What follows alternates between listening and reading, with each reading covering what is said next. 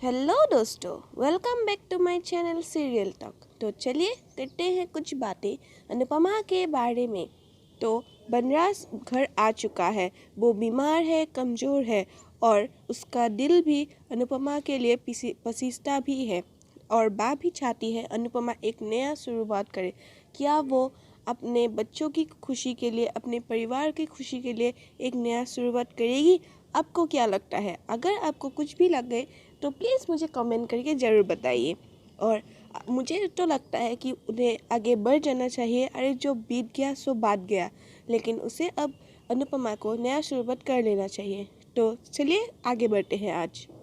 आज हम देखेंगे कि काव्या और बनराज अपने कमरे में हैं और राखी दवे बाहर हॉल में बैठी हुई है और बोल रही है कि काफ़ी देर हो चुकी है ना। बनराज और काव्या को बहुत इम्पोर्टेंट बात चल रही होगी, वो इंसाल के मूड में कहती है। फिर अनुपमा को गुस्सा आ जाता है और बोलती है, राखी बहन आप पकौड़े खाइए ना, इतना ही ताक झाक का शौक़ है तो खुद देख के आइए। फिर राखी दवे बोलती है, मैं पकौड़े नहीं खाती। फिर बा को भी बहुत गुस्सा आ रहा है लेकिन कुछ नहीं बोल पाती। फिर किंजल भी अपसेट है और वो आंगन में अकेली बैठी हुई है।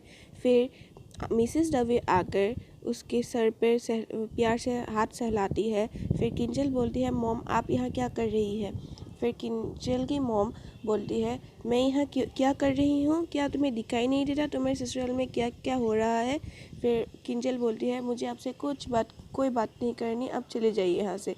फिर फिर राखी दवे बोलती है कि अरे तुम्हारा यहाँ कैसा ससुराल है, पल पल में रंग बदलता है। अरे जिस दिन उस काव्या को धक्के मार से बाहर निकाला था इस घर से, तो अब उसी को अपने बेडरूम में जगह दे दिया। ये कैसा ससुराल है तेरा? फिर किंजल बोलती है, उस दिन अगर काव्या को मम्मी ने धक्के मार कर निकाला था तो आज भी उसका वेलकम नहीं किया उस मम्मी ने। और मम्मी को हम सबसे ज़्यादा समझ है रिश्तों की, तो और वो मुझे बहुत अच्छा लगता है और मैं रेस्पेक्ट भी करती हूँ उनकी। फिर राखी दवे बोलती है कि वनराज शाह अभी एक्सीडेंट की वजह से यहाँ आए हैं ना, तुम देखना ये यहाँ कुछ दिनों के लिए नहीं, परमानेंटली यहाँ सेटल होने आए हैं। फिर बोलती है कि अनुपमा भी देखना कुछ दिनों के बाद उसे माफ़ कर देगी और ये जनरल सी बात है, और कुछ दिनों के बाद वो दोनों फिर से एक कपल की तरह रहने लगेंगे। फिर किंजल बोलती है, ऐसा कभी नहीं होगा, मेरी मम्मी उस इंसान को कभी माफ़ नहीं करेगी। फिर राखी दवे बोलती है, देखते हैं, तुम भी यहाँ हो मैं भी यहाँ हूँ, देखो समय का खेल क्या होता है। तुम मेरी बात अभी नहीं समझ रही हो, लेकिन कुछ दिनों के बाद समझ में आएगा तुम्हारा भी। फिर काव्या उधर बनराज को बोल रहा है, चलो ना अभी मेरे घर चलो, हम साथ रहेंगे, मैं तुमसे बहुत प्यार करती हूँ। लेकिन बनराज की तरफ से कोई भी पॉजिटिव रिएक्शन नहीं आ रहा है काव्या को। बनराज बोलता है, मैं सोच कर बताऊँगा। फिर काव्या बोलती है, सोच कर? अरे वी क्या सोचना है, हम दोनों एक साथ कितने सालों से है, तुम्हें क्या सोचना है? फिर वनराज बोलता है कि मुझे ये सोचना है कि तुम्हारे पास मुझे वापस आना भी है या नहीं। फिर काव्या बोलती है, ऐसा मत कहो भी, हम दोनों 8 साल से एक रिश्ते में हैं, तुम ऐसे कैसे कह सकते हो मुझसे? तुमने मेरे लिए अपना घर छोड़ा, अपने बीवी छोड़ा, अपने बच्चे को छोड़ा, लेकिन आज तुम ऐसे कैसे बोल सकते हो भी? लेकिन वी को काव्या के बातों का कोई असर नहीं हो रहा है, वो एक अलग ही मूड में है। फिर काव्या बोलती है, एक दिन ऐसा था कि हम दोनों बहुत करीब आ गए थे और इसी कमरे में, और अनुपमा ने हमें देख लिया था, लेकिन आज मुझे ऐसा क्यों लग रहा है कि हम दोनों इसी कमरे में अलग हो रहे हैं। फिर बोलती है, मुझे यहाँ से चले जाना चाहिए था अपना बची कुची रिस्पेक्ट लेकर, अपनी बची कुची इज्जत लेकर, लेकिन वो बोलती है फिर से कि मैं ऐसा नहीं कर पा रही हूँ क्योंकि मैं तुमसे प्यार करती हूँ वनराज। फिर बोलती है, मुझे अब पता चला कि अनुपमा तुम्हारे लिए क्यों इतना पॉजिटिव है, क्यों इतना वेट करती थी तुम्हारे लिए, क्यों तुम्हारा इंतज़ार करती थी, क्योंकि वो भी तुमसे ऐसा ही प्यार करती थी। अगर 8 साल वाली काव्या होती तो चली जाती, क्योंकि वो काव्या तुमसे प्यार नहीं करती थी, लेकिन अब मैं तुम्हें प्यार करती हूँ वनराज, प्लीज़ मेरे साथ चलो, ऐसा मत करो मेरे साथ। मुझे भी अब पता चल रहा है कि प्यार का मतलब क्या होता है। अनुपमा जैसे तुम्हारे लिए वेट करती थी, मैं भी तुम्हारे लिए वेट करूँगी। जैसे मेरे पास कुछ नहीं बचा सिवाय तुमसे प्यार करने की। मैं तुमसे बहुत प्यार करती हूँ वी, और मैं तुम्हारे लिए हमेशा रुकूंगी, तुम मेरे पास ज़रूर आओगे। फिर वह ऐसे बोलकर काव्या उस कमरे से निकल जाती है और उधर राखी दवे बैठी हुई है और काव्या को बोलती है, काव्या पकौड़े खा के जाओ, लेकिन काव्या कुछ नहीं बोलती और चली जाती है। और राखी दवे बोलती है, शायद मन ही मन सोचती है वो, शायद काव्या और वनराज के बीच में झगड़ा हो गया। फिर बा सोचती है मन ही मन, पता नहीं इसका पति उसे कैसे झेलता होगा। हर वक्त कड़वा बोलती है। फिर मिसेस दवे बोलती है, बा आपका बेटा भी अजीब है ना, हमेशा किसी ना किसी के साथ झगड़ा करते ही रहते हैं। फिर अनुपमा बाहर एक कुरियर लेती है। उसने एक कांच का घर ऑर्डर किया था, बहुत सुंदर है, और वो कुरियर लेके अंदर आ ही रही थी, लेकिन काव्या जो घर से बाहर आ रही थी उसके साथ टकरा कर अनुपमा के हाथ से वो घर गिर जाता है और वो घर गिर के टूट जाता है। फिर काव्या बोलती है, सॉरी सॉरी अनुपमा, सॉरी, मेरी वजह से तुम्हारा घर टूट गया, क्या तुम इसे पैसे फिर से जोड़ोगी?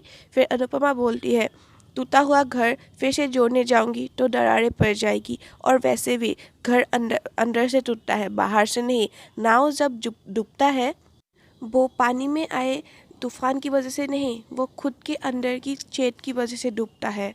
और फिर से काव्या बोलती है, वनराज फिर से मेरे पास आएगा ना अनुपमा? फिर अनुपमा बोलती है, ये तुम जानो और वो जाने, लेकिन मैं इतना जानती हूँ कि मैं वापस उनके पास नहीं जाऊँगी। वो इस घर में मेरे बच्चों के पिता है, माँ बापूजी के बेटे हैं, लेकिन वो मेरे पति नहीं हैं और मैं उनकी पत्नी नहीं हूँ। इसीलिए तुम्हें मुझसे कोई खतरा नहीं है और मुझसे डरने की भी कोई ज़रूरत नहीं है। अनुपमा जाने लगती है। फिर काव्या बोलती है, अनुपमा बोलती है, अगर तुम मुझे माफ़ी मांगने चाहती हो तो इसकी कोई ज़रूरत नहीं।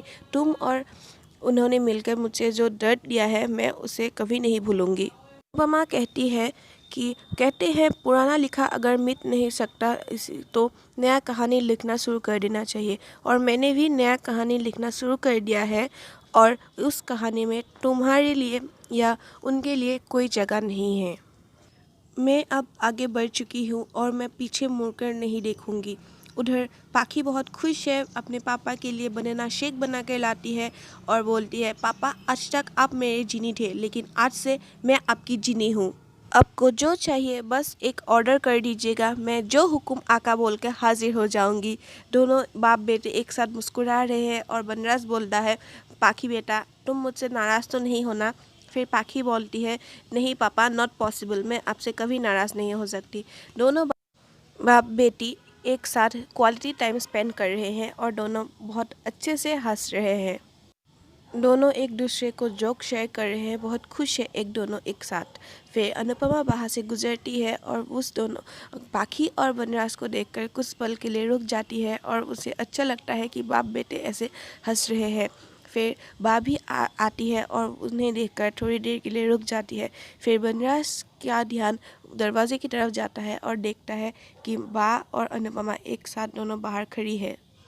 फिर अनुपमा जाने लगती है। बा बोलती है, अनुपमा मुझे लगता है अब काव्या इसकी ज़िंदगी से जा चुकी है और तुझे भी अब नया शुरुआत करना चाहिए। लेकिन अनुपमा कुछ नहीं बोलती और वहाँ से चली जाती है। बा बोलती है, अरे कैसी औरत है, अपना पति घर आ चुका है लेकिन उसका घमंड और गुरूर अभी तक नहीं तोड़ा। वो अपने पति को वापस अपना नहीं सकती क्या? आखिर जो भी हो उसका पति है। फिर पाखी भी ये सब सुन लेती है और वो भी सोच में पड़ जाती है। उधर अनुपमा अपने कमरे में जाकर बैठ जाती है और उसके दिमाग में सारी बातें घूम रही है।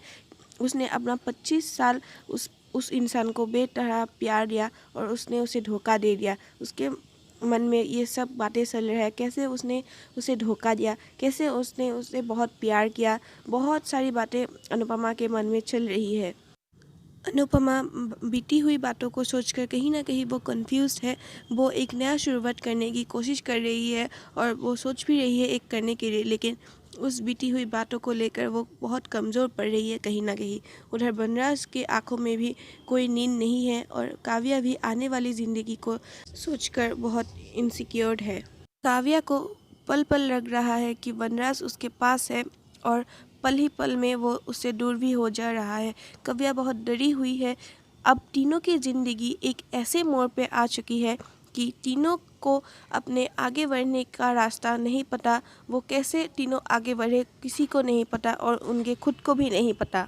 अगली सुबह अनुपमा अपने बा को चाय देती है और बोलती है, बा कि तेरे बापूजी और मामा जी अभी तक मंदिर से नहीं लौटे, पता नहीं इतना देर कहाँ लग गया।